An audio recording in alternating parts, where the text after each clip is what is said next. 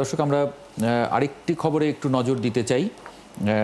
ডাকসু নির্বাচনে 11টা অনিয়মের অভিযোগ করেছে ছাত্রদল। সেখানে একটা বড় যে গাউসুল আজমের ছাপাখানায় ডাকসুর বিপুল সংখ্যক ব্যালট অরক্ষিত অবস্থায় পাওয়া যায় 7ই সেপ্টেম্বর, ছাত্রদল এমনটি বলেছে। আমরা জিএস প্রার্থী ছাত্রদলের শেখ তানভীর বাড়ি হামিম, অনেক ধন্যবাদ যুক্ত হবার জন্য 71 জার্নালে আপনাকে স্বাগত জানাই।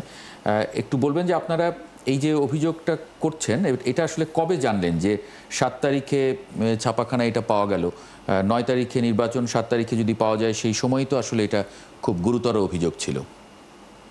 শুরুতে ধন্যবাদ। আসলে দেখুন, আমরা আমাদের জসিমউদ্দিন হলের একজন প্রার্থিতা করছিলেন, তার নাম উৎস। তিনি প্রথম তার যখন বুকমার্ক সংগ্রহ করতে চান 6 তারিখ রাতে, অর্থাৎ 7 তারিখের প্রথম প্রহরে, তখন তিনি দেখতে পান যে গাউসুল আজমের, নীলক্ষেতের গাউসুল আজমের মক্কা প্রেস নামক একটি প্রেসে সেখানে আমাদের ব্যালট পেপার ছাপানো হচ্ছে এবং অসংখ্য ব্যালট পেপার এক কোণায় ফালানো।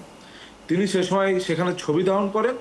তিনি দুটি ছবি তুলতে পেরেছিলেন, কিন্তু পরবর্তীতে তিনি আমাদেরকে সেরকম একটি জানাননি, কেননা তখন আমরা সকলে নির্বাচনী ব্যস্ততার ভিতর ছিলাম এবং এটা আসলে সেভাবে, যেহেতু সে একটি হলের প্রার্থী, সে সিরিয়াসলিও নিইনি।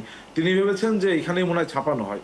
পরবর্তীতে 9 তারিখ যখন আমরা বিভিন্ন অসঙ্গতি দেখতে পাচ্ছি, অনিয়ম দেখতে পাচ্ছি, সেই সময় কিন্তু আমাদের সেই জসিমউদ্দিন হলের যে প্রার্থী উৎস, তিনি আমাদেরকে জানান যে ভাই, এরকম তো একটি বিষয় দেখেছিলাম যে গাউসুল আজমে অরক্ষিত অবস্থায় ছাপানো ব্যালট পেপার রয়েছে। পরে আমাদের তিনি সেই ছবিটি দেখায়। কিন্তু সেদিন যেহেতু নির্বাচন চলছিল, আমরা কিন্তু এটিকে বেশি কর্ণপাত করিনি। কিন্তু নির্বাচন যখন হয়ে গেল, আমরা বিভিন্ন যে অনিয়ম অসঙ্গতি খুঁজছিলাম, সেখানে আমরা দেখলাম যে না, এটি তো একটি বিষয়। কেননা আমরা দেখি বিভিন্ন যারা স্বায়ত্তশাসিত প্রতিষ্ঠান রয়েছে, তাদের হয় নিজস্ব ছাপাখানা অথবা বিজি প্রেস থেকে এই ব্যালট পেপারগুলো ছাপানো হয়। আমরা একটি বিষয় দুঃখের সাথে পরিলক্ষিত করলাম যে আমাদের যে ব্যালট পেপারটি দেওয়া হয়েছে, সেই ব্যালট পেপারে কিন্তু কোনো সিরিয়াল বা ক্রমিক নম্বর নেই। কিন্তু আপনি জানেন যে প্রত্যেক ব্যালট পেপারে সিরিয়াল বা ক্রমিক নম্বর থাকলে সেখানে একটু স্বচ্ছতা থাকে না, কিন্তু এখানে আমি যদি একটু আপনাকে সরাসরি প্রশ্ন করি, মানে ক্রমিক নম্বর থাকলে আরেকটি সমস্যা তো তৈরি হয়, মানে সেটি যদি মুড়ির সঙ্গে মেলানো হয়, তাহলে আমার যে ভোটারের যে গোপনীয়তা, সেটাও তো আসলে মানে রক্ষিত করা কঠিন হয়ে পড়ে। আপনি যদি ক্রমিক নম্বর দেন, অর্থাৎ 40,000, আমাদের এখানে 39,775 জন ভোটার, তাহলে আপনি 39,775টি সেটই করবেন, এটাই তো স্বাভাবিক। কিন্তু কে কত নম্বর ব্যালটে ভোট দিচ্ছে বা কে কত নম্বর ক্রমিকে দিচ্ছে, এটা কিন্তু জানা যাবে না। আবার একইভাবে আপনি দেখুন, আমরা যখন আপনি একটি অরক্ষিত ছাপাখানায় এটি ছাপালেন, তার পরবর্তীতে আমরা খোঁজ নিয়ে দেখলাম যে সেখান থেকে একটি ভ্যানে করে সেই ব্যালট পেপার বিশ্ববিদ্যালয়ে আনা হয়েছে। সেখানে বিশ্ববিদ্যালয়ের কোনো কর্তৃপক্ষও ছিল না, কোনো প্রশাসনও ছিল না। এটি একটি অনেক বড় অনিয়ম কিন্তু। কেননা আপনারা জানেন যে এই ব্যালট পেপারগুলো যখন আপনার একটি অরক্ষিত অবস্থায় থাকে, নির্ধারিত কোনো প্রশাসন সেখানে দায়িত্বে থাকে না, তখন তো এই ব্যালট পেপার বিভিন্ন জায়গায় আপনার পৌঁছে যেতে পারে। আমরা কিন্তু একটি জিনিস নির্বাচনের দিন দেখেছি, এবং আপনাদের গণমাধ্যমেও এসেছে, মিডিয়াগুলোতে, যে আমরা দেখেছি নীলক্ষেতের আপনার জসিমউদ্দিন হলের যে কেন্দ্রটি, অর্থাৎ উদয়ন ক্লাব নামক যে কেন্দ্র, সেই কেন্দ্রে আমরা দেখতে পেয়েছি সেই কেন্দ্রে একজন ভোটার তিনি বাইরে ব্যালট পূরণ করছে। পরে কিন্তু সেখানে রিটার্নিং অফিসার তাকে হাতে নাতে ধরে এবং সেই ব্যালটটি আপনার বাতিল করে। আপনারা মোট 11টি অভিযোগ করেছেন এবং এই অভিযোগগুলোর মধ্যে অনেকগুলোই খুব গুরুতর অভিযোগ। নির্বাচন কমিশনের বিরুদ্ধেও অনেকগুলো অভিযোগ যায়। যেমন 8টি কেন্দ্রে ভোট গ্রহণ হবে বলেছেন, কিন্তু ভোটের দিন দেখা যায় যে 8টি ভোটিং এরিয়া 18টি কেন্দ্র।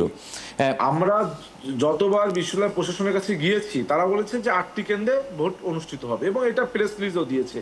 কিন্তু আমরা ভোটের দিন সকালে দেখলাম যে 8টি ভোট কেন্দ্রে 18টি এরিয়া, অর্থাৎ 18টি কেন্দ্র করে সেখানে ভোট সম্পন্ন করা হচ্ছে। যার জন্য আমরা কিন্তু সেখানে আমরা প্রত্যেকে 8 জন করে পলিং এজেন্ট দিয়েছিলাম। 8টি কেন্দ্রে 8টি পলিং এজেন্ট, যেটা নিয়মে ছিল। কিন্তু আমাদের যে পলিং এজেন্ট নিয়োগ, সেটিও আপনি অবাক হবেন যে যেদিন ভোট হয়, ভোটের আগের দিন রাত 2টার দিকে পলিং এজেন্ট লিস্ট প্রকাশ করা হয়। অর্থাৎ আমরা যাদেরকে পলিং এজেন্ট হিসেবে নিয়োগ দিয়েছিলাম, অধিকাংশের নাম কিন্তু সেখানে আসেনি। কি ক্রাইটেরিয়ায় পলিং এজেন্ট এবং পলিং অফিসারও নিয়োগ দেওয়া হয়েছে, এই ব্যাপারেও তারা কিন্তু কোনো স্বচ্ছতা এবং জবাবদিহিতা। তাহলে এখন আপনারা এই অভিযোগগুলো করার পরে কি করতে যাচ্ছেন? বা আপনি নিশ্চয়ই খেয়াল করেছেন যে 9 সেপ্টেম্বর নির্বাচন হয়েছে, আমরা আজকে 20 বা 21 তারিখ আমরা আজকে অভিযোগ এনেছি। এর কারণ আমরা চেয়েছিলাম যে যেহেতু এটা বিশ্ববিদ্যালয় অভ্যন্তরীণ একটি নির্বাচন হয়েছে, বিশ্ববিদ্যালয় প্রশাসনের উপর আমরা আস্থা রাখতে চেয়েছিলাম। কিন্তু আমরা বিশ্ববিদ্যালয় প্রশাসনকে, শুধু আমরাই না, শুধু ছাত্রদলই নয়, অনেক স্বতন্ত্র প্রার্থী এবং বিভিন্ন প্যানেলের যারা প্রার্থী রয়েছে তারা কিন্তু অভিযোগ দিয়েছিল, জি। কিন্তু বিশ্ববিদ্যালয় প্রশাসন বারংবার গড়িমসি করছে এবং এক ধরনের পাশ কাটিয়ে যাচ্ছে। আমরা অনেক অপেক্ষা করেছি যে বিশ্ববিদ্যালয় প্রশাসন জবাবদিহিতা করে কিনা, সুস্পষ্ট জবাব দেয় কিনা, কেননা এই নির্বাচনের যে অনিয়ম বা অসঙ্গতি অথবা প্রার্থীদের মনে বা ভোটারদের মনে যে সংশয়, এটি স্পষ্ট করার দায়িত্ব কিন্তু একান্ত বিশ্ববিদ্যালয় প্রশাসনের। বিশ্ববিদ্যালয় প্রশাসন যখন এই দায়িত্বটি এড়িয়ে যাচ্ছে, তখন কি হচ্ছে আপনি দেখুন, আমাদের বিশ্ববিদ্যালয়ে যারা ভোটার এবং প্রার্থী তাদের আগে প্রতিদ্বন্দ্বিতা ছিল, জি। সেই প্রতিদ্বন্দ্বিতা কিন্তু প্রতিহিংসায় রূপান্তরিত হচ্ছে। এই জন্য আমরা এখনো আহ্বান জানাচ্ছি বিশ্ববিদ্যালয় প্রশাসনকে, ঢাকা বিশ্ববিদ্যালয়ের শিক্ষার্থীদের সৌহার্দ্য সম্প্রীতি রক্ষায় আপনারা যে অসঙ্গতি, যে অনিয়মগুলো অভিযোগ উঠেছে, সেগুলো সুস্পষ্ট ব্যাখ্যা দিন। আচ্ছা, অনেক ধন্যবাদ তামিম আমাদের সঙ্গে যুক্ত হবার জন্য। এটা আসলে খুবই মানে গুরুতর অনেকগুলো অভিযোগ। ছাত্র দলের পক্ষ থেকে যে অভিযোগগুলো করা হয়েছে, আপনি একটা বিষয় দেখেন, স্বাধীনতার পর 73-তে একটা গোলযোগ হয়েছে এবং সেক্ষেত্রে কিন্তু বাইরের থেকে অস্ত্রপাতি নিয়ে গুলি করছে। 2 নম্বর, এইবার একেবারেই প্রশাসনের তত্ত্বাবধানে প্রশাসন নিজ থেকে এই অনিয়মগুলো করেছে, যেটা ঢাকা বিশ্ববিদ্যালয়ের লাইফে এটা কখনো দেখা যায়নি। তার মানে এগুলোর ব্যাখ্যা তো অবশ্যই বিশ্ববিদ্যালয়ের পক্ষ থেকে এই ব্যাখ্যাটা তো অবশ্যই দিতে হবে। শেখ তানভীর বাড়ি, হামিম, অনেক ধন্যবাদ যুক্ত হবার জন্য।